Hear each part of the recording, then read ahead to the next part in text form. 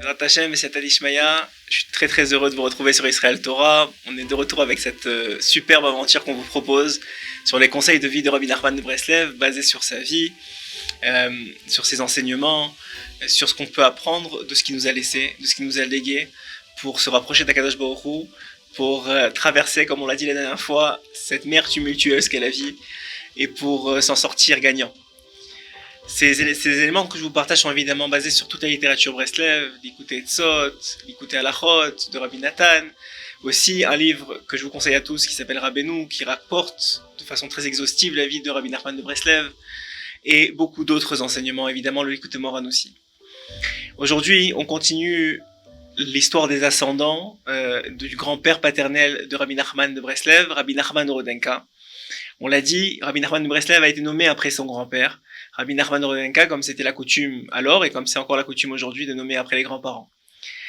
Cet homme-là, ce tzaddik-là, était quelqu'un d'exceptionnel. Et Rabbi Nachman de Rodenka avait cette dévotion vers le ciel extraordinaire. Je voudrais vous rapporter un peu de la suite de sa vie. Par exemple, à un moment, il s'est retrouvé face à son maître, le Baal Shem Tov HaKadosh. Et puis, le Baal Shem Tov HaKadosh a commencé à complimenter les qualités extraordinaires de son élève devant ses autres élèves. Et puis les autres élèves commencent à regarder Rabbi Nachman de Rodenka, qui s'approche encore du maître, pour écouter ce qu'il dit.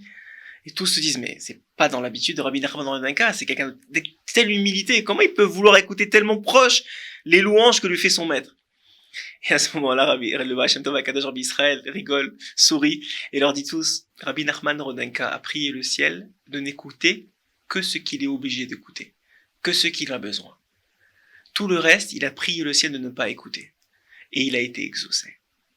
Et dès qu'il a recommencé à parler de Torah, Rabbi Nachman Rodenka s'est remis à sa place habituelle et a continué à écouter le shiur.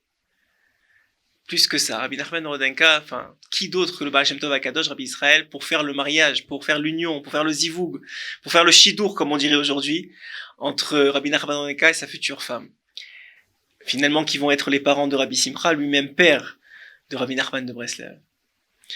Alors que Rabbi Nachman Rodenka cherchait une femme, était en âge de se marier, Rabbi Israël Baal Shem Tov HaKadosh va avoir un de ses élèves, Rabbi Yitzhak de Dorovitch, qui a une sœur, qui est veuve, et aussi fortunée. Cette sœur-là va venir voir le Baal Shem Tov HaKadosh et lui demander de l'aide pour trouver un mari. Pourquoi? Parce qu'elle veut absolument un tzaddik. Quelqu'un qui se consacre totalement à la Torah, à la Hirat Shamaim, à la Havat Shamaim, à la crainte du ciel, à l'amour du ciel, au service divin. Elle ne veut pas d'argent, elle ne veut pas d'honneur, elle n'en a pas besoin. Elle veut un homme, un tzaddik, quelqu'un qui va l'élever dans la Rouchaniout, dans la spiritualité, la rapprocher d'Akadosh Baruch Hu et dans ce monde et dans le monde futur. Un peu ce que toute femme devrait vouloir de son mari. Et finalement, lorsque arrive le moment tant attendu de la rencontre, les âmes s'accrochent, les âmes se retrouvent et le mariage est très vite planifié. Au moment où à la planification du mariage, évidemment tous les tzadikim sont présents, le mariage va avoir lieu, c'est le Baal Shem Tov qui va les marier. Vous imaginez ce que ça fait dans l'assemblée des chassidim du Baal Shem Tov. Arrive le moment du mariage, qui se passe extrêmement bien, magnifique, extraordinaire, une lumière sans pareil de Gdusha. Et avant la fin de la soirée du mariage, Rabbi Nachman Rodenka va voir sa nouvelle femme. Et va lui dire, ma femme, tu sais que je m'occupe énormément de la communauté. Tu sais que mon rôle auprès du Baal Shem Tov est de lui faire la transition avec d'autres tzadikim qui ne sont pas dans la ville de Metzibouz où il habite. Donc maintenant, je dois partir avant la fin du mariage, mais je vais revenir. Il lui dit, je sais qui j'ai choisi comme mari, et même que le mariage n'est pas encore fini, je te permets de partir, mais je t'attends. Quelques mois passent, quelques années passent, et puis la femme s'impatiente. Le mariage était à peine terminé, la soirée était à peine terminée, que son mari est déjà parti, elle l'a pas revu. À ce moment-là, elle va voir le Baal Shem Tov et lui explique la situation. Elle lui dit, mais comment ça se fait que mon mari n'est pas revenu? Je comprends pas. Le Baal Shem Tov, par prophétie, voit exactement où Rabbi Nachman Rodenka est placé dans le monde, lui envoie un émissaire et lui dit de revenir tout de suite. Évidemment, le Rabbi Nachman Rodenka revient sous l'ordre de son maître. Il lui dit, mais c'est quoi cette histoire? Comment tu es parti avant la fin de la fête du mariage et tu n'es pas revenu voir ta femme depuis tant d'années? Il lui dit, je vais vous avouer quelque chose. J'ai eu moi aussi une prophétie. Vous savez que la prophétie, ce qu'on appelle le roi HaKodesh, c'est sélectif. Hachem dévoile aux tzadikim qu'il veut ce qu'il veut. Tout le monde ne sait pas tout. Parce que sinon on serait Hachem. Et on comprendrait tout. Et on n'est pas Hachem. Et au Hachem qu'on n'est pas Hachem. Mais en tout cas, certains tzadikim ont certaines clés du puzzle. C'est pour ça peut-être qu'Israël Torah a voulu mettre toutes les tendances en même temps pour qu'on ait tout le puzzle ensemble.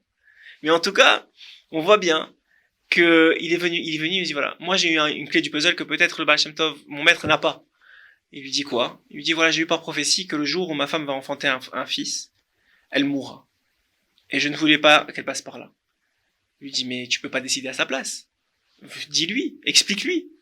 Il crée la rencontre entre les deux. Évidemment, la femme est très très heureuse de retrouver son mari. Et on lui apprend la nouvelle. Tout de suite, sans hésitation, elle dit moi j'accepte.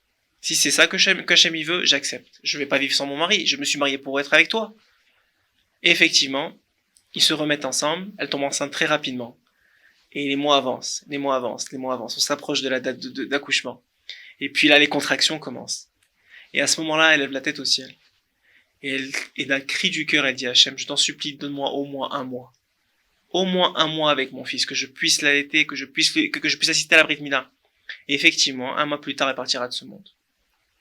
À la fin du deuil, Rabbi Nachman Ronenka dévoilera la chose suivante. Il dira dommage qu'elle n'a pas demandé 20 ans, parce qu'elle aurait été exaucée.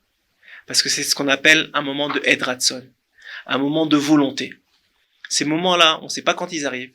On sait que par exemple, Mincha de Shabbat est un moment de Edratson. Quand on ouvre le Sefer Torah, c'est un moment de Edratson. C'est le moment où Moshe Rabbeinu est parti de ce monde, nous explique Rabbi Nachman de Breslev. C'est un moment où David Ameller est parti de ce monde. C'est le même moment. Mincha de Shabbat, c'est Arava des Ravin, le dévoilement de toutes les Retzonot, de toutes les volontés d'Hachem. Et ce moment-là, à ce moment-là particulièrement, elle a dit ça pour elle, c'était Edratson. Pourquoi elle a limité Hachem? Pourquoi? Moi, je pouvais pas lui dire. Mais pourquoi elle a demandé si peu? Pourquoi elle a pas demandé 20 ans? Pourquoi elle a pas demandé d'assister au mariage de son fils? Et c'est là l'enseignement que je vais vous passer aujourd'hui. Lorsqu'on prie à Kadosh Baruch Hu, Hachem, il est illimité, il est infini. Rien n'est trop peu pour lui. Rien n'est trop grand pour lui. Rien n'est trop pour lui. Demandez le maximum. Même ce que vous pensez ne même pas mériter, ne même pas vouloir. Demandez tout. En particulier dans des moments de Edratson, comme par exemple sous une troupa. On sait que c'est un moment de Edratson. C'est un moment où vous allez être pardonné de vos fautes. En particulier à la Brit Mila de votre fils. En particulier à Mincha de Shabbat, ou à Yom Kippour, ou à Rosh Hashanah. C'est des moments de Edratson. C'est des moments de volonté d'Hachem de te donner sans condition. C'est ça un moment de Edratson. C'est un moment de volonté de donner qu'Hachem y donne, où il dit aux anges accusateurs, taisez-vous. Je suis prêt à donner maintenant. J'écoute plus personne. J'écoute mon fils qui est en train de me demander. Ne limitez pas Kadosh Baruch Hu. Regardez, Rabbi Nachman a demandé de ne plus écouter ce qu'il n'a pas besoin d'écouter. Et Hachem, il a mis un ange qui était préposé à fermer ses oreilles à chaque fois qu'il y a une parole qu'il ne devait pas écouter, qui devait être écoutée. Vous imaginez combien c'est grand. Hachem, il est capable de tout faire. C'est nous qui nous limitons. Si on arrête de s'y limiter, alors on recevra toute la bracha du monde. Amen, Kenny Ratson. À la semaine prochaine avec nos prochaines aventures, Bezrat Hachem.